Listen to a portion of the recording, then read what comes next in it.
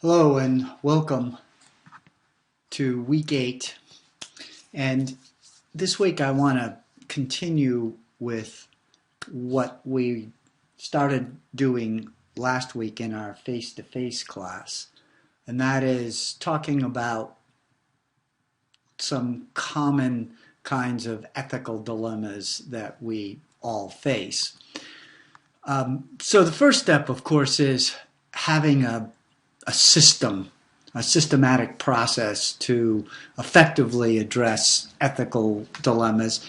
And in order to solve any problem or to effectively achieve anything, I believe you have to have some plan, a systematic roadmap or plan of how you're going to get there, whether it's losing weight or it's studying for the BACB exam or whatever the issue is. You need a plan if you're going to really be successful and be able to achieve it. And it certainly is the same thing with resolving ethical dilemmas. We have been talking about a plan or a process, if you will, that consists firstly of trying to identify the relevant codes. I think that's a critical component. It's been a big part of this class of having us go over in detail. You may think it's too much detail, but specifically each code. And when we're talking about an ethical dilemma, going back to those codes and using those codes to help us understand exactly what BACB is trying to convey. What are the guidelines? Because we will get guidelines as to how to resolve those particular ethical dilemmas by going to the specific codes. And as we talked about, one, be aware of the code, point out which code it is relevant to. Then you can potentially resolve it by simply going to your supervisor, or if it's another behavior analyst or a family member, and sharing with them what the code is that is guiding your practice of behavior analysis.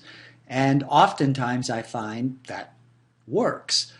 Sometimes you need to add another step, which is you really need to sort of think about this, and you need to pull in a trusted colleague or a supervisor, someone with maybe more experience than you have, and get their opinion on how to resolve it.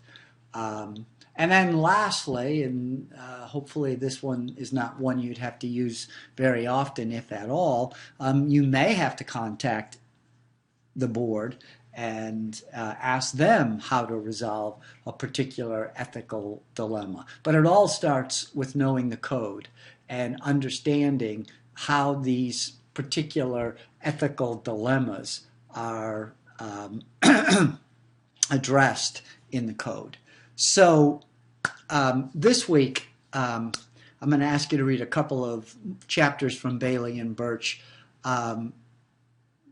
Chapter 4 specifically talks about 7 steps that he suggests you go through for analyzing complex ethical issues. We've been talking about probably more common ones for the most part, and in my experience those are the ones we'll be encountering over and over again. But he offers, and I find it interesting, his 7 steps for analyzing complex ethical issues. So that's chapter 4, and I also want you to read chapter 5, which I find is a very useful chapter. It was in Bailey and Birch's last ethics book also, and I found it to be, and the students found it to be very useful in avoiding some common ethical pitfalls. How do you, a lot of times, and we'll talk about this with ethical dilemmas, the most important step you could use is to avoid getting yourself into that particular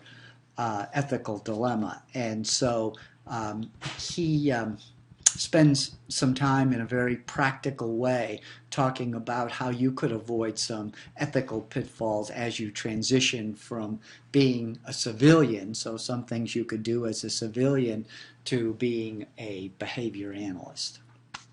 All right, I want to continue a little bit talking about some of these common ethical dilemmas that we started talking about last week. We're going to talk about some more in our face-to-face class next week also. And this one in particular we will talk about next week, right to effective treatment. I find this to be one of the more common ethical dilemmas that behavior analysts approach, which is we know that the code identifies that we should provide the most effective treatment, but what happens if the person doesn't want it or other people don't want it? And what are some of the barriers? Well, sometimes everybody wants to have the effective treatment, but the most common barriers are a lack of funding for appropriate ABA services, or getting families to collect data, something we've already talked about a little bit, or the team decides that some other approach other than applied behavior analysis, medicine, sensory stimulation, etc., would be more effective. How do we address those? Well, again, going back to our sort of systematic model, one, what does the code specifically say about those things? And there's some very useful language that is used there. And then going back and talking to team members, families who aren't collecting data, supervisors, if it's around a funding issue, we just can't afford to provide that. And make sure they're aware that as a behavior analyst, your ethical code says you need to provide the most effective treatment, and the literature is supporting this. So we need to figure out how we're going to be able to accomplish this.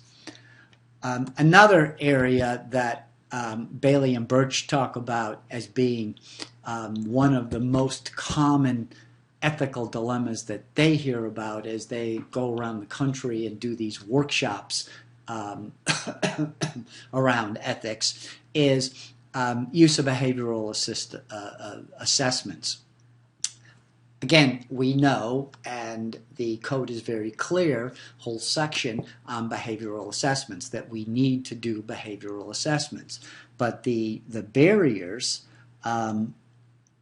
with being able to do an adequate behavioral assessment are often, again, lack of resources, don't have the time, they want results now, lack of funding, and the approach is the same again as we were talking about yesterday. One, be very clear about specifically what the code says about using behavioral assessments. And then two is go to whether it's your supervisor, and explain this is what a behavior analyst does.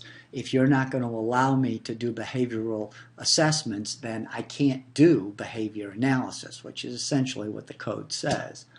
And so therefore, either you really don't want a behavior analyst, or you've got to figure out a way, we've got to figure out a way that you can allow me to do what I need to do, which is adequate behavioral assessments. Now, on your part, you need to be reasonable and try to do behavioral assessments in a reasonable amount of time. But in many cases, it's a educational a challenge, which is you just have to be able to be clear and use the guidelines to help you with your supervisor to be clear about, this is what I need to do. This is clearly what is in the guidelines, bringing the guidelines, showing them highlighted specifically what kinds of behavioral assessments would be appropriate, and maybe even some literature that supports specific kinds of behavioral assessments that you want to do, but maybe you don't have the time to do it. But it's necessary to do, and your supervisor needs to help you figure that out. Again, sometimes being able to talk to a senior person, behavior analysts, might be useful too in accomplishing this. And sometimes you may have to contact the board. The last one that Bailey and Birch talk about as being one of the most common ethical dilemmas that people bring to them, and I see it also, is conflicts of interest, and specifically dual relationships. And as we've talked about, the code is very clear about these dual relationships. In fact, the code, which, as you know, is relatively new and replaced the guidelines, has really beefed this section up. And this is one where I think Bailey and Birch's Chapter 5 that you're going to read this week could be useful in terms of how to avoid some of these pitfalls that can get you into a dual relationship. Hey, I get it, because I've gotten myself into these kinds of conflicts many times in the past. It's easy when, particularly if you're doing home-based kind of work, but to fall into little traps of, well, hey, I got to run out to the store. I need to drop off one of my other kids. Do you mind just staying here and doing this? And so you're doing little favors for people. And favors are one thing that we all do for colleagues and friends and family, but favors quickly turn into dual relationships, which then develop into personal relationships with a family or a client, and that's not necessarily going to be in the best interest of the individuals we serve. So we have to be cautious and not develop personal relationships that cross that professional boundary. And that's a hard one, because that's something we naturally do. We do favors for each other. We do favors for friends. We do favors for colleagues. We do favors for family members, our own family members. Why wouldn't we do favors for the families that we're working with? Well, because it potentially could turn into a personal relationship, and then once it becomes a personal relationship, now you have a dual relationship. So this is one that oftentimes we can avoid. It's easy to slip into it, and this is where working with other behavior analysts is so useful, because we could see colleagues who are sort of sliding into this personal relationship and say, whoa, wait a minute, Sue. Be careful. You look like you're about to develop getting into a dual relationship with this particular family, which could really be useful.